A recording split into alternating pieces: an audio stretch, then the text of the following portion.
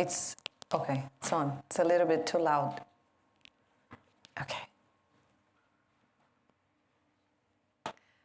Okay, let's start. Good evening. Be present, right? So let's start with a little exercise. I used to do that long time ago, so I want to come back and do this icebreaker, which is true. You might not think it's true, but it's true. I want you to find a person near you, and I want you to introduce to this person, look it in the eye and say, either I am wonderful or I am genius. It's up to you. Yes, look in the eye. Come on. Come on, let's do it. Let's do it. One. I'm genius. I'm wonderful. Nice to meet you, wonderful. Nice to meet you. You can be both because you are. Good. Thank you. Good. We are all wonderful and genius, and I'm 100% sure about this. Okay, so social comparison.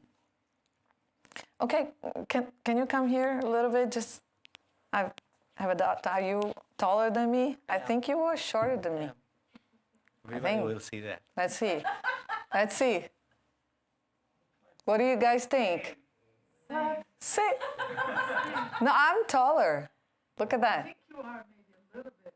What? Yes, I love this audience. Are you wearing heels? He's taller than me. He's taller than me. It took a while for me to accept that when I realized that he was taller than me, because my legs are longer than his, and I'm like, and then his upper body is longer than mine. But I was like, no, I am taller. But anyways, so who? I mean, everybody. We all compare ourselves with other people, right? About our looks, our height, our everything. That's a normal thing. It's a human condition. But what I want to bring to us tonight is that comparison might not be what we were taught to be. Studying about comparison, I realized that it might be helpful. Let's see. So I bring this picture here because early on we learned, right, to compare ourselves. I'm sure if I'm going to ask you, do you remember the times in school when you were a little one? Do you remember the comparison you made with yourself? I remember I used to go to attend to a non-school, and I remember I went to take piano classes, piano and guitar. And so a friend of mine, she came with me, and then the teacher, she said, write down something. I'm going to dictate and you write down. And I was very curious about that. Why do we have to do that to sign up for piano and guitar classes? She was evaluating us throughout the way we write, the speed and everything. She told us later on.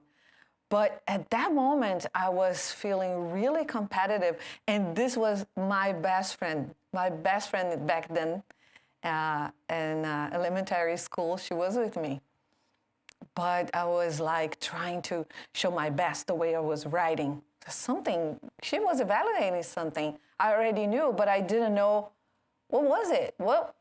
Who won? I mean, and then she said, I asked, right? Because I asked a lot of questions. I said, why are you doing this? She said, because she was an old lady, very wise, very smart. And she said, because every person has a different way to learn something. Although you're going to both learn guitar and piano, she has a different way than yours. And I said, how do you know? the way that I will learn. She goes, by the way you write, that's my technique. So I thought she would pick me because I was smarter, but she was picking both. She was choosing both. It's just different ways to learn the same thing. It was very interesting. Okay, so abilities, looks, situation, right? But in this talk tonight, we will learn that there is nothing bad, good or bad about comparison, okay? And this is based on studies, serious one, okay? So my question to you, and I want you to bring with you this question tonight. That's a personal evaluation or contemplation or meditation, is how often do you compare yourself with other people on your daily basis, on your life, okay? So this guy, we're not supposed to see everything, but it's good. That's okay, no problem.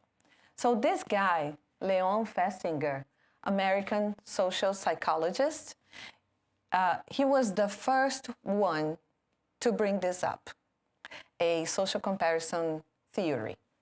Okay, so how do we compare ourselves? So this guy, he suggested that people have an innate drive to evaluate themselves, often in comparison with others.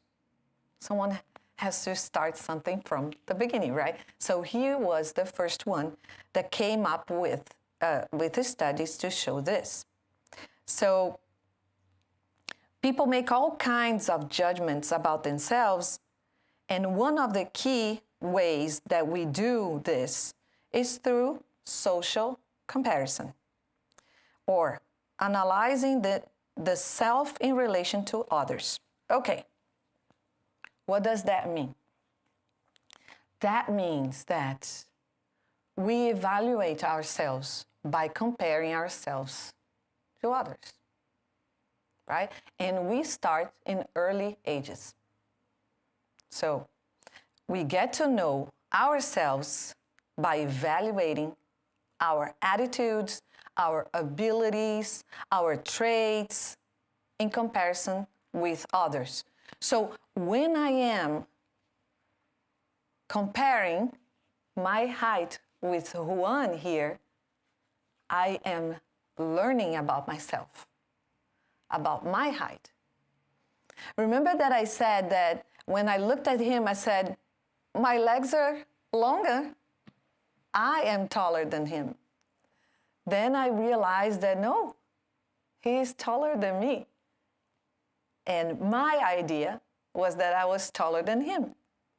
So comparing myself with him, I learned about myself. That was different things in me and him that made him taller than me. So this is very helpful and healthy for ourselves. That's how we go deep in our inner knowledge.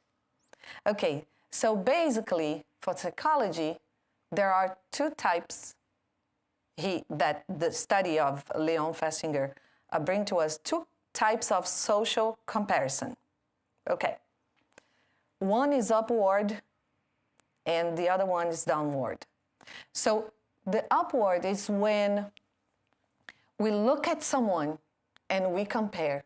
Like I see Angela, she's running a marathon, and I like running, and I get inspired by her, right? She inspires me. There are a lot of people that inspire us, right? It doesn't have to be always someone like a celebrity or someone that is an athlete. It could be someone at home too, especially when we are kids. We look at a big brother, a big sister, and I'm sure you have that too. If you had someone in a family that you look up to and say, oh, this is nice, this is pretty, oh, she's tall, or she's confident, or something that you say, oh, I am inspired by that. That's a comparison. It is a comparison. It's an upward comparison. So I get inspired by something that someone else has, and I am using that to say, ooh, I need to work on to get to that. I have a little issue. To me, it's my issue that sometimes I get too much into the details, and I don't have a tendency to be pragmatic, practical. So my husband is very practical, too much to my taste. But then that's my balance. So that comparison is an upward comparison. And I ask him for help. I say, you know what? I am going too much into details here, and I want to finish this. And I can't, because my mind, our ego, my mind is playing tricks with me right now. And I think I need this, I think I need more of that, I think I need to go deeper and study more and do this. And then he comes and he helps me. So it's something that not only in him, but I see in other people, and I learn. Ooh, this person is practical, doing this, this, and that. So those are examples of upward. Can you remember any brave person here to give an example of your own life? Something that, it could be from the past, it could be from now, that you look, you compare yourself in an upward way? Do you remember any example? No? But I'm sure you have. You have plenty, because we all have. It's an innate, the Leon say, right? This is an innate action. We all do this. So the other one is downward. And it's not negative either. Downward is when you look at someone, can't do something that you can. And then you say, oh, at least I can do this. For instance, you see someone, and then naturally you think about an ability that you have. This person is, you are evaluating, comparing, that this person has some limitations. It could be at work, it could be at home. This is a natural thing. We do this. And then you realize, oh, at least I know this and that, so I can do this much. So it's also positive. Also positive. For example, let's go to let's say the marathon. So I look at Angela and say, oh, she runs a marathon. I cannot run a marathon, but I know a lot of people that don't walk a mile, and I can do at least 2 miles. So I feel good about myself. I'm comparing with someone else, but I feel good about myself that I can do something. Of course, we don't, on a daily basis, we don't verbalize those thoughts, but we do have them, okay? So according to Fessinger, people rely on these comparisons with other people to accurately assess their own abilities, traits, and attitudes. Now,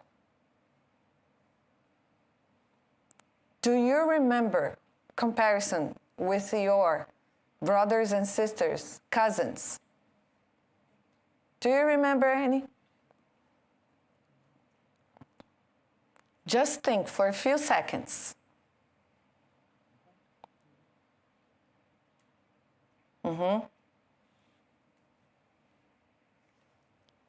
And, you know, our mind is always looking for something negative so it can control us, or is the survival mode. So we tend to go to the negative ones first, but it's not all negative.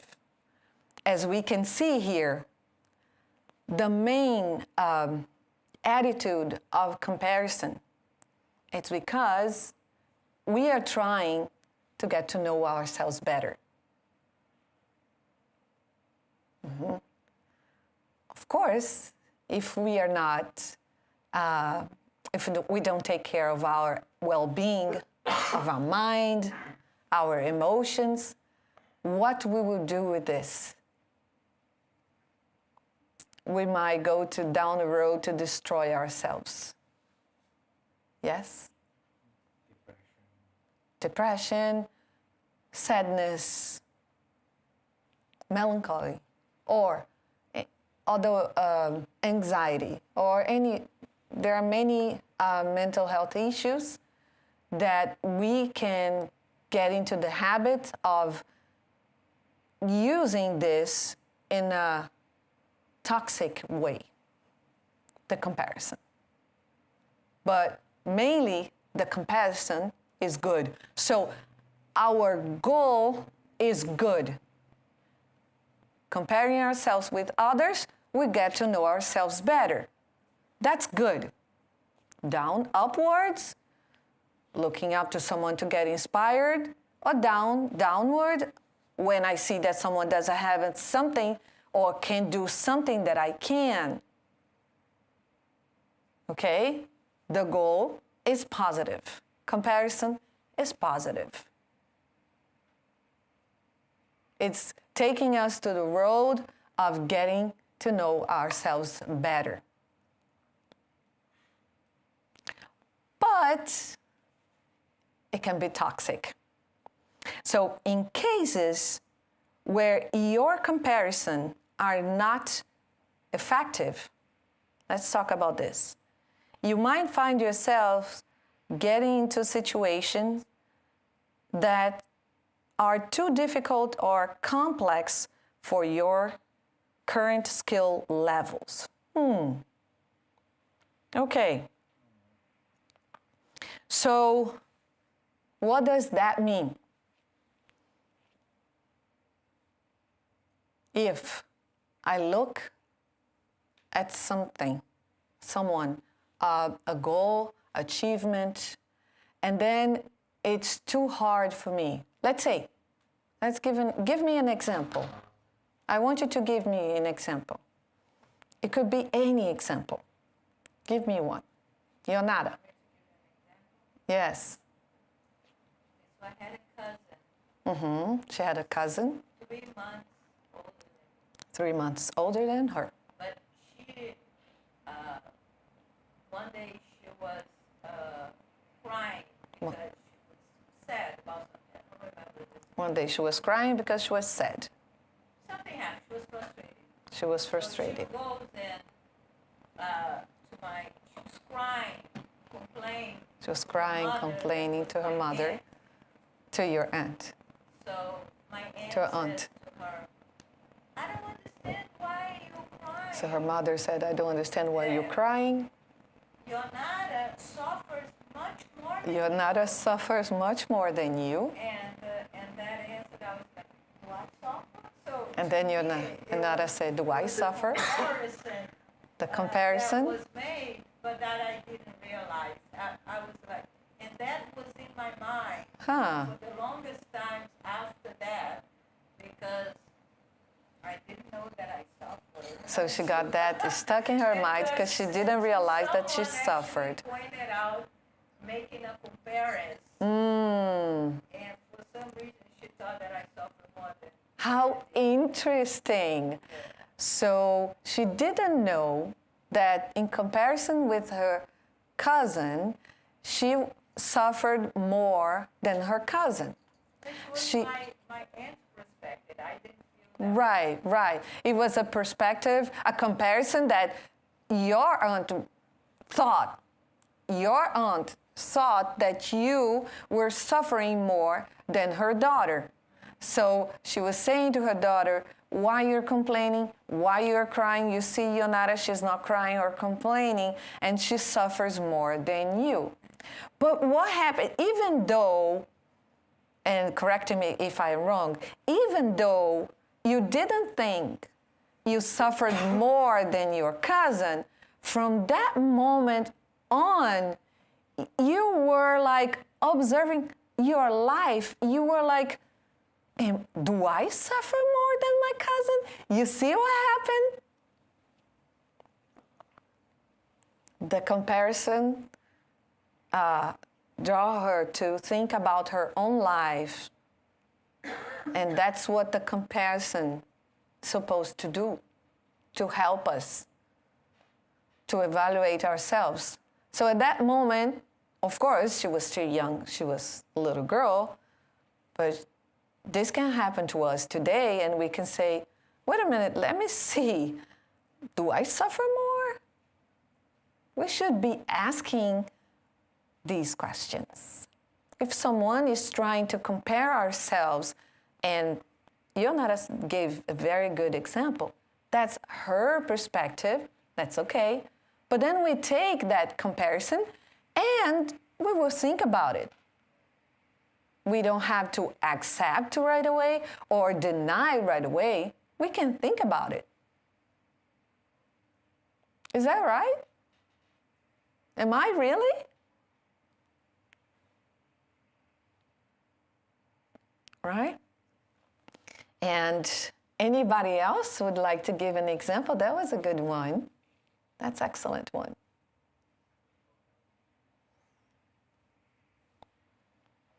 No? Okay, let's keep talking about this. So, in case where your comparisons are not effective, so if I look at someone and that person, her standards are way higher to inspire me, and then I say, oh, I'm going to get inspired by that athlete that will run, that's not running a marathon.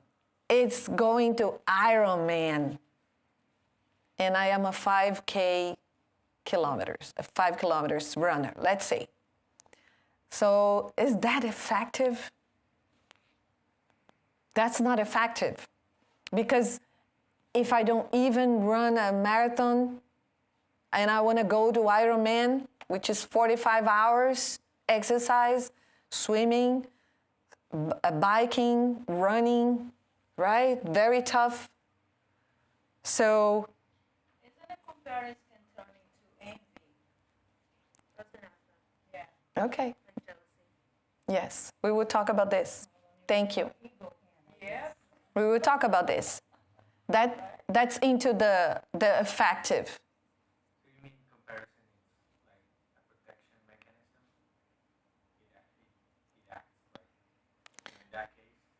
Why a protection? In what terms?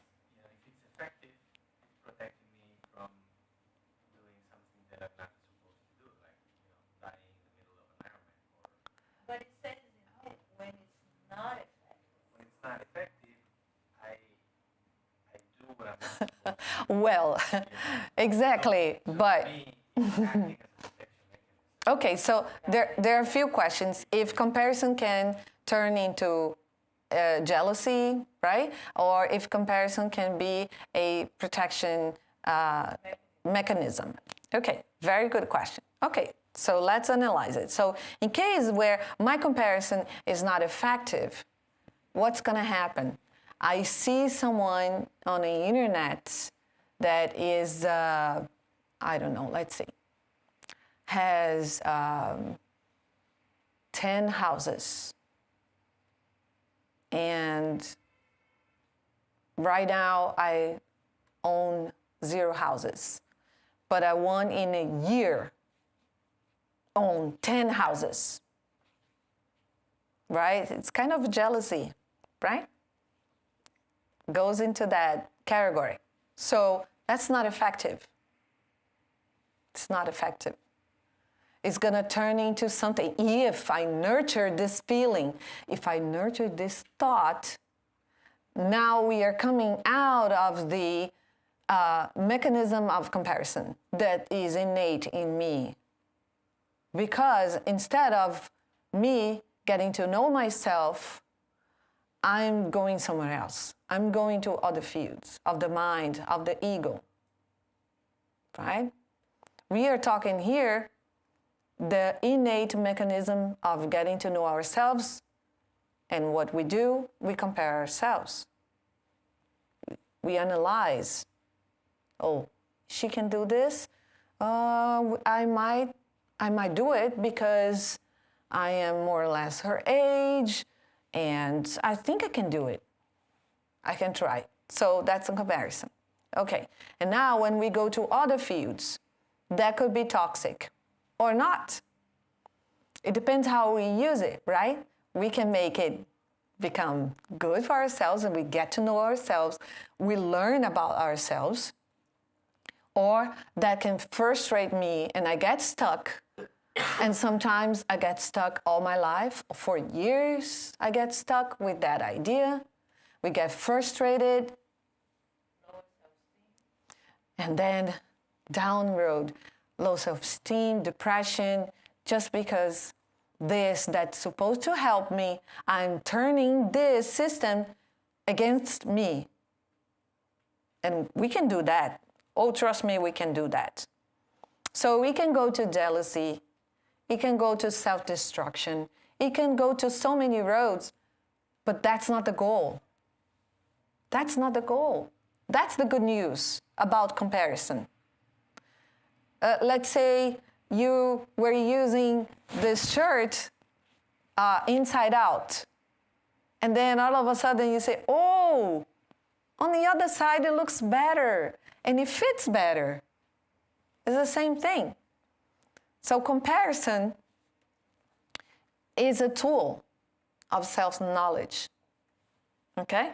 So you might find yourself getting to situations that are too difficult or complex for your current skills levels. So when you don't know yourself, and then you can skip a few steps trying to achieve something, but you don't know yourself. But you want to do it, and you're trying so hard to do it, but you don't know that you don't have yet, because you can, but you don't have yet what it takes to achieve that. You have to know yourself. You have to take comparison as a tool to get to know yourself, or in other things, other tools, in order for you to achieve your goals or become someone that you want to become. But if you compare yourself, but you don't know yourself, you're going to get lost in the middle of this road. You are going to get lost. And then that can lead you to jealousy, to toxic competition, to so many things, frustration, sadness, and so many other things. So the comparison, I want you to, that's why I'm repeating this word so much.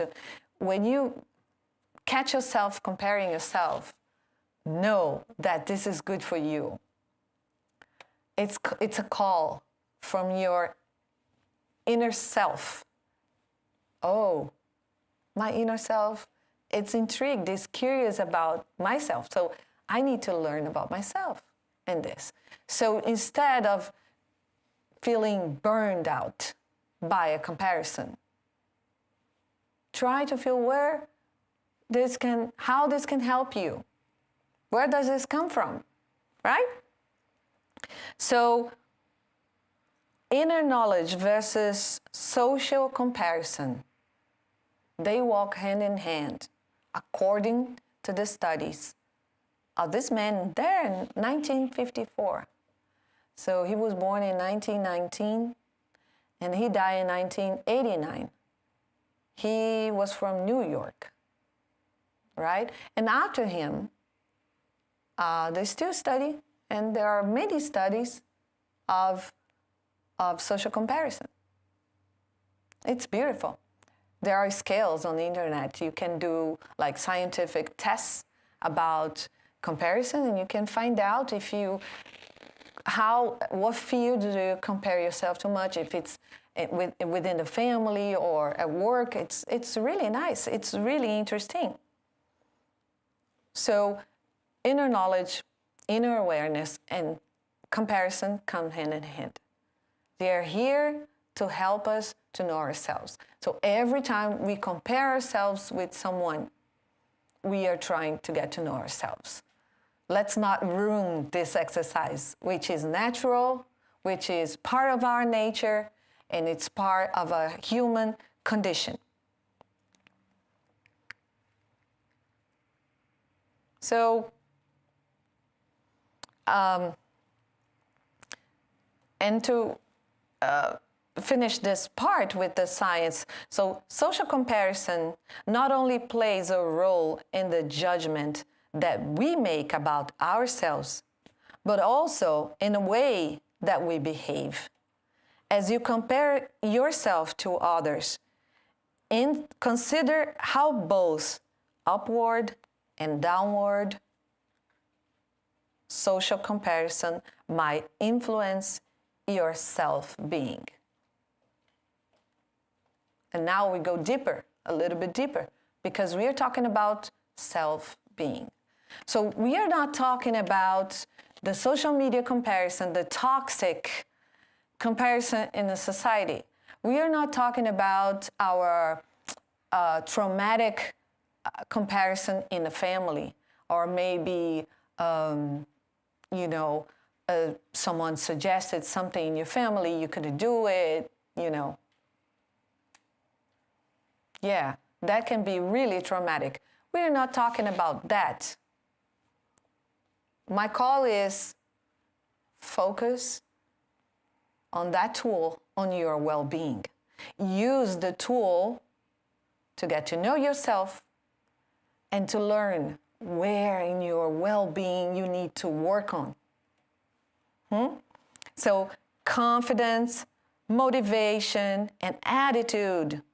And watch out for negative feelings that might emerge as a result of this process. Of course, we need to bring everything to the table. Of course, we need to be realistic about our lives. And if we are doing meditation, we will learn to bring everything and not get so sad, frustrated just because we are bringing all the sides of the coin, which is about ourselves. To be a little bit more compassionate and say, I have this in my personality, this. This is all part of me. I hold them dear. I would like to focus on this one and that one. So it's all about well-being. It's on us. It's our responsibility. It's nobody else's responsibility. It's about our responsibility. Okay, so we must remember, since we are here in this spiritual school, we must remember that we had many existences, right? Multiple body existences, such as this one. So when I die, so Cynthia, this body, right? It's one, let's say, it's one story, it's one book, it's one movie that will end, but then I will bring it with me, right? Things that I've learned as Cynthia. Okay, let's say, for instance, that as Cynthia, I have done things and I have learned things that were way better than the other existences that I had, right? So I say, wait a minute, I lived a better life like that. So I would take that example and I would keep it, because we keep our virtues, right? We are eternal beings. And we will take with us everything that is eternal, our virtues, one of them. But we cannot forget this, that here you only see a very small fraction of who I really am. There are a lot of information, right? Orbiting here, right here, right here. If we were able to see the being as a whole, all the bodies, all the material, semi-material, right? Spiritual, we would be like, wow, would be too much. Yes? But we cannot forget that we bring. Why am I saying this? Because there might be traumas and comparisons that are not part of our life right now. But we have a fixed idea of that issue. Comparison can help us. Do I really still do that? Do I really need to do that, to do this? How I hear people, and I say to myself, how do I know this and this is true? Where does this come from? Why do I have this fear? Is it real? Is it true? Or I'm just carrying this and not analyzing. So comparison can help us to wake up, to realize things that we are doing. It has nothing to do with what we need right now. But why do you do this? Just because. Okay, this is very important. It's our golden ticket to change ourselves, to learn about ourselves. That's here during incarnation. So how to free ourselves? Because most of the time, social comparison creates a stress. Because most of the people don't know that comparison, it's a tool of self-knowledge. Okay, so to give you an example, I will bring here just 2 questions from the Spiritist magazine, okay? So it's from January, Spirit evoked January, but the Spiritist magazine is from March 1859 or 8? 59, I guess. I thought I would put it here. But it's from March 1858 or 59, I don't remember. Family Conversation from Beyond the Grave. Okay, so a man killed someone. The story is fascinating. And Allan Kardec, in a seance, in a mediumistic meeting, as we call here, evoked the spirit, called the spirit. And the spirit gave a communication through a medium, right? A sensitive, a person, a medium. So Kardec asked the question, was the tendency towards crime in your nature, or were you dragged by the environment in which you lived? What interesting question.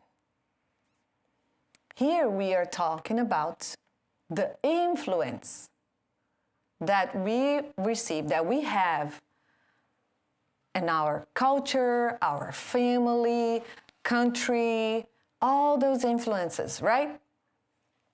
And Kardec is asking that if that tendency to become a killer was in his nature, is this your nature? Or it was the culture, the environment that you lived that made you become a killer, a murderer, right? And the spirit answered, the tendency towards crime was in my nature as I was an inferior spirit. I wanted to rise rapidly, but I requested more than proportioned to my strength. So the spirit had that tendency, right? Toward crime. He was trying to be strong. But then, the type of environment that he chose to reincarnate, it was not a one that could fit to his strength. So he killed someone.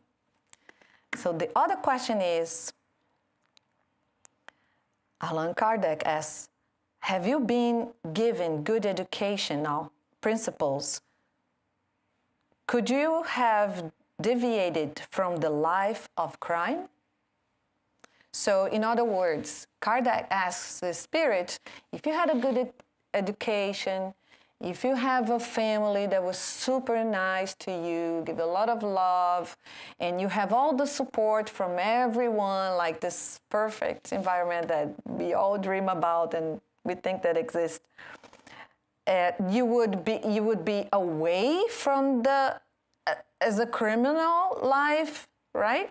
So the spirit answered, yes, but I chose the position in which I was born. Did you get it? If he would have chosen another environment, settings of environment, of family, of education, he could have been more strong and not commit a crime. But he chose something else. Why do we choose situations where we don't have enough strength to achieve our goals? And the answer is because we don't know ourselves. And we need to learn about ourselves. We need to know ourselves better. So, how do you get out of this mental trap? How do we get out of this mental trap? Did you see this movie? It's the Spider-Man No Way Home. It's the latest Spider-Man movie. There is a moment in the movie, you see there? This Doctor Strange is another superhero, is trying to get this from Spider-Man and just pushes him so hard, right? Here on his chest, that the Spider-Man spirit gets out of the body. And then he was moving and fighting with Doctor Strange. And Doctor Strange is like, how can you do that? How can you be outside of your body and then you were moving your body? So he could control the body. It was like a near-death experience, let's put it this way. And here is the answer. It sounds silly, but first I want to invite Spider-Man to come to Broward Spiritist Society to learn about his spiritual life, to learn about his eternal life. Come, Spider-Man, we are waiting for you. The answer is how to get out of this trap, mental trap. To remember that you are a spirit, you are an incarnated spirit, that you are not your body only, right? That your body is a reflection of what we are inside. It reflects in our body. And the more we learn about ourselves, the more we'll learn to love ourselves, to love our body, and to love our spiritual family here on this planet. The tools, the field of tools we have are vast, are endless opportunities. It is really up to us to start to use those tools so we can have better lives, so we're not going to be like Spider-Man and Doctor Strange. Oh my God, what is this happening? Why? Why does this happen in my life? Why am I struggling? Why I'm burned out? Why I'm so upset? Get to know yourself. And see the beautiful tools life gives to you to learn about yourself. Before we finish, I want to ask you, do you have any comments, any questions you want to add to what we just said here? You want to say something? No? Okay. I have something. Thank you, Cynthia, for this talk. I think when I think about this comparison and how, when you ask how often we do it, I feel like I do it all the time. I mean, all the time. Mm-hmm.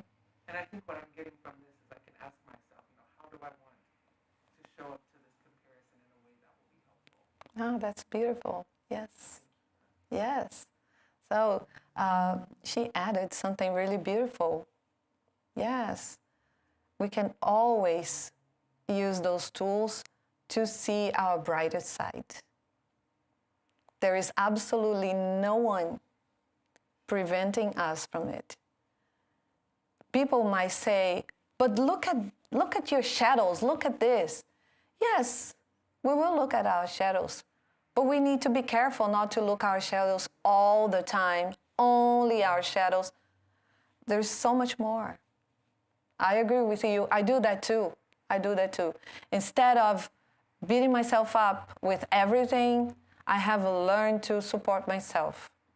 And I don't want to be in denial, but I also don't want to only be toxic with myself. Yeah, beautiful.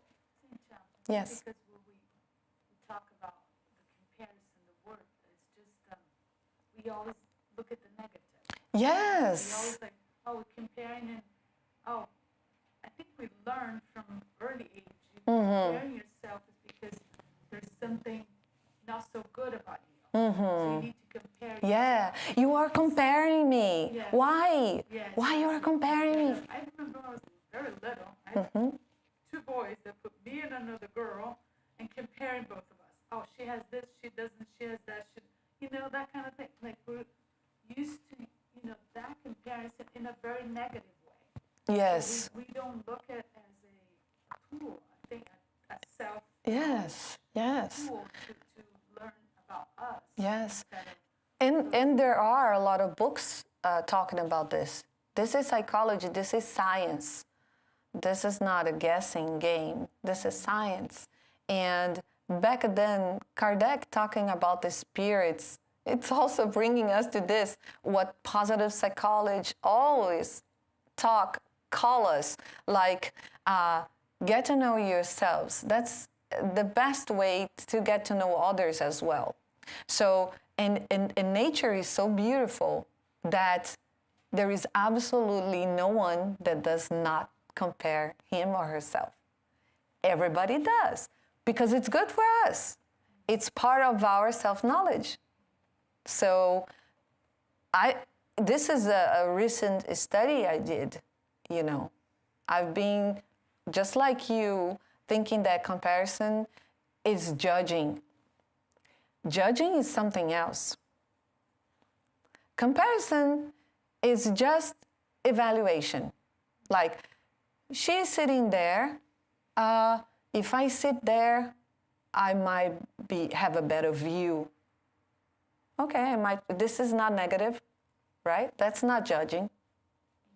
Like now, if I say, she's sitting there, she's not gonna see anything. I'm gonna sit over there so I can see more. That's different.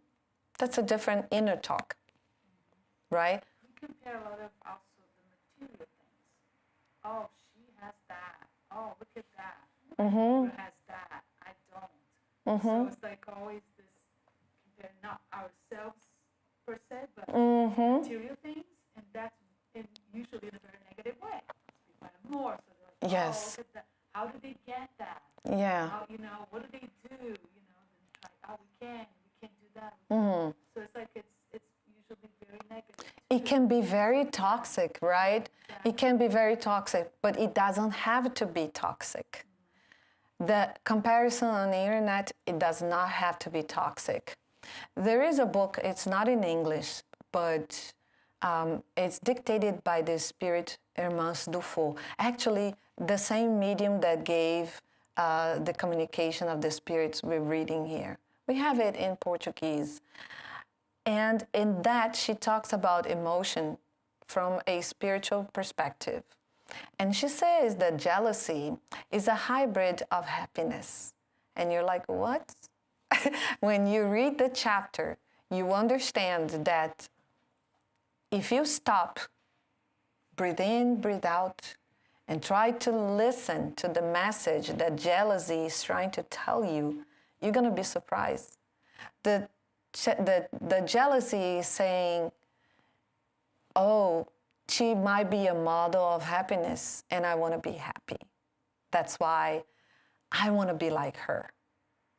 So I need to understand why I am jealous about this person, about having a car or this and that. That's because my understanding, if I have that car, if I have that house, I would be happy as well. So what I really want, to be happy. So the other messages could be, you can do that. You do have what it takes to be like that, to achieve that goal, to graduate, to get a degree, or whatever you are in that moment you are jealous. So we need to learn to listen to our emotions, our thoughts, our comparison. These are all tools for us to evolve, to grow. We have more support from the universe than we might think.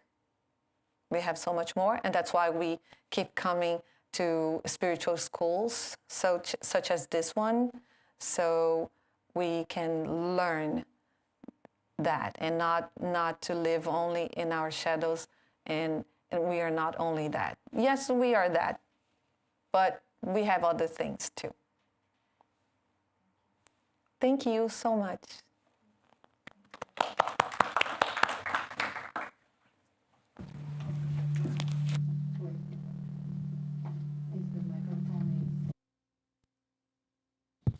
Thanks. Thank you, Cynthia. We really liked Spider-Man today. Okay. So we'll have some announcements. Yep.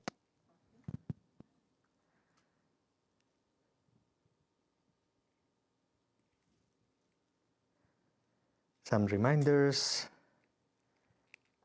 Then we have, well, of course, we have these talks in Portuguese with English translation every Monday at 8 p.m., Saturday at 6:30 p.m. If you want to come or you want to tell somebody that can, make it at a different time, those are also options.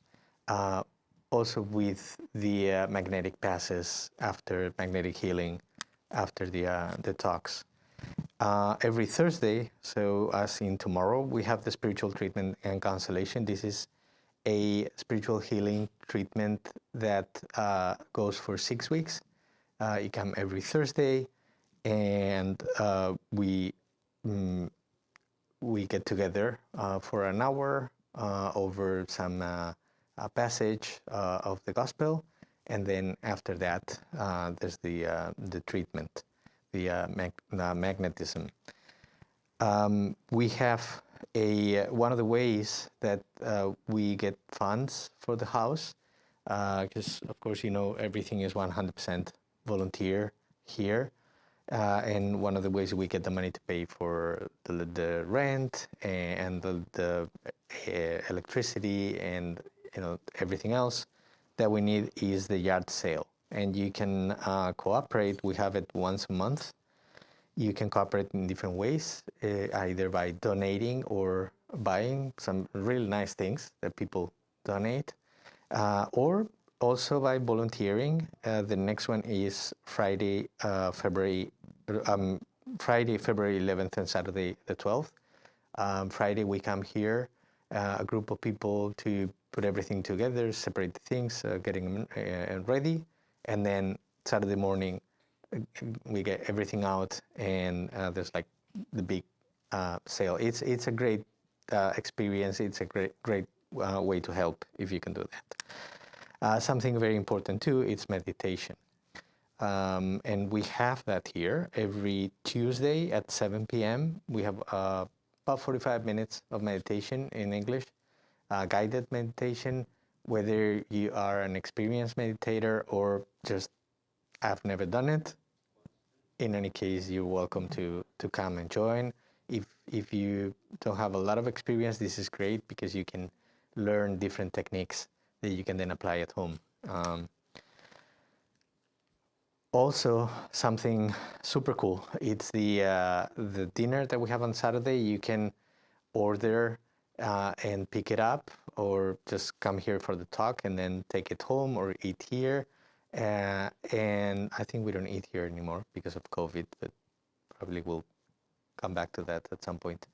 But the nice thing about this is that it's home made food, really, really good. Every Saturday, someone spends the time and donates the food and really nice things. And it's another way to help the house. Now you can bring your magnetized water, and then it'll be magnetized during the prayer and the passes, and you can also receive the passes now. So if you're ready, yep, we'll do a prayer now and get ready for the magnetism. Manny.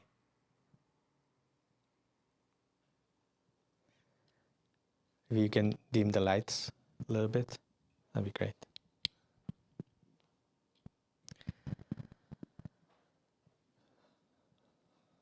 First,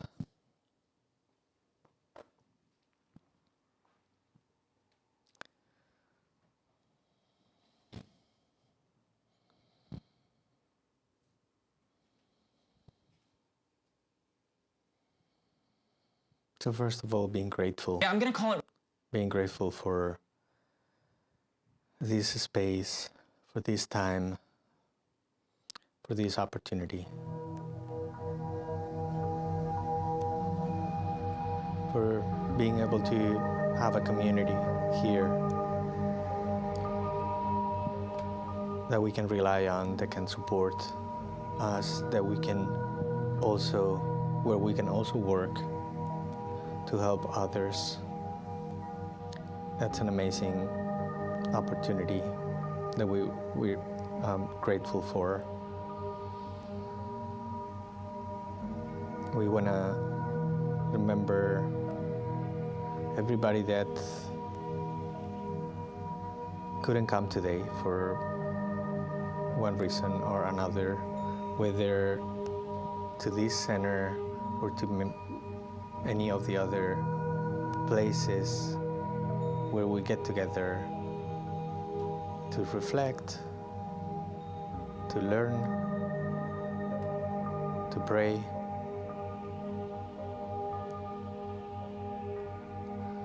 Everybody that may be sick at home or in a hospital, or maybe in prison.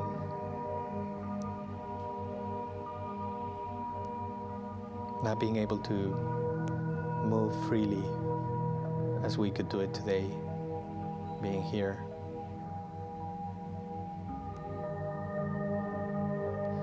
We want to take a moment to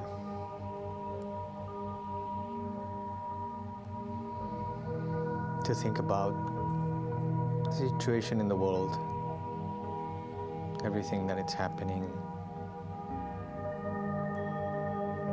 particularly in those areas where people are experiencing conflict.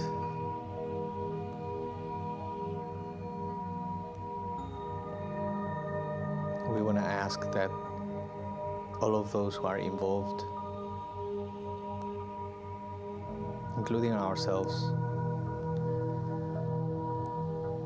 because we are all connected.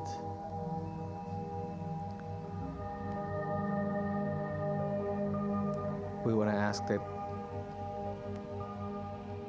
we can all reflect upon what's happening and the options and the consequences of those options. And then we may be wise enough to choose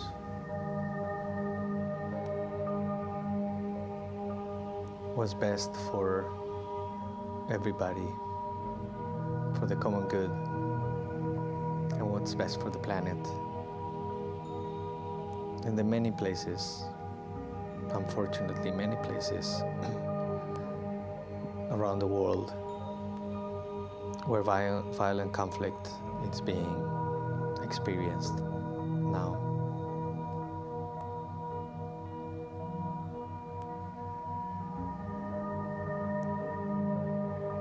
We know we're here to learn from one another, to practice, and in that relationship with one another, we all aspire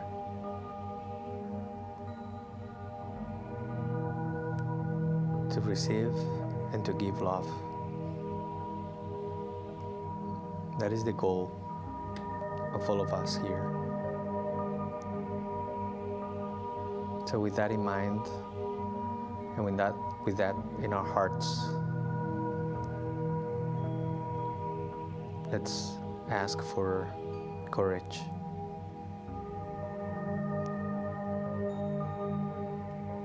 To experience giving and receiving love this week. May we all return to our homes safely and be back here soon. Thank you, Jesus, and thank you to the spiritual friends, mentors of this house. May we have a good week. So be it.